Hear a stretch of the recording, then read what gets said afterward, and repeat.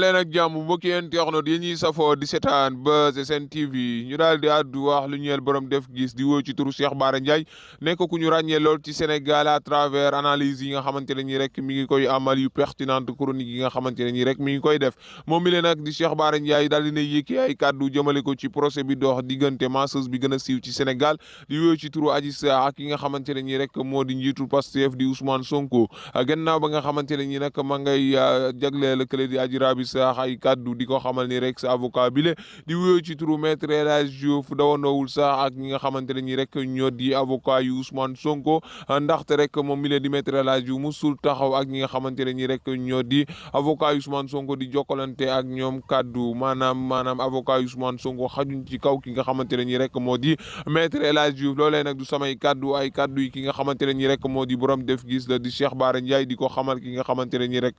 moo di Adji Raby Sarr di ko wax ni rek bu fekkee maître El Hadji Diouf nga daal di yaakaar bu yoboo rek nga daal di dindi sa yaakaar boobee ndaxte rek ay avocat yu Ousmane Sonko xajuñ ci ki nga xamante ne ñi rek moo di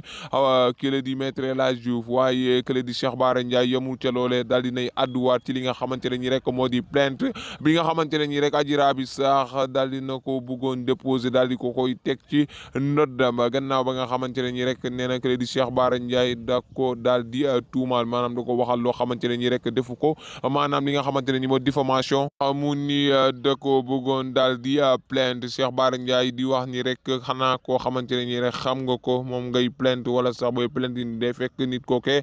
daal di lay tooñ moom mi leen nag di Cheikh Bara Ndiaye nii rek moom tooñul Adji Raby Sarr maanaam rek ci li nga xamante ne ni moom la gis ci loolee rek la doon wax moom mi leen nag di Cheikh Bara Ndiaye moo daal di yëkki yooyee kàddu ci plainte bi nga xamante ne ñi rek bëggoon na ko jagleel kële di Adji Raby Sarr dem na sax bay wax ni moom mi leen di Adji Raby Sarr soxna Adji Sarr la ko doon woowee waaye moom mi leen nag jamono jile Adji Sarr la koy daal di woowee loolee nag du samay kàddu ay kàddu ki nga xamante ne ñi rek moo di Cheikh Bara Ndiaye moo daal di ko yëkki à travers chronique yi nga xamante ne ñi rek mi ngi koy amal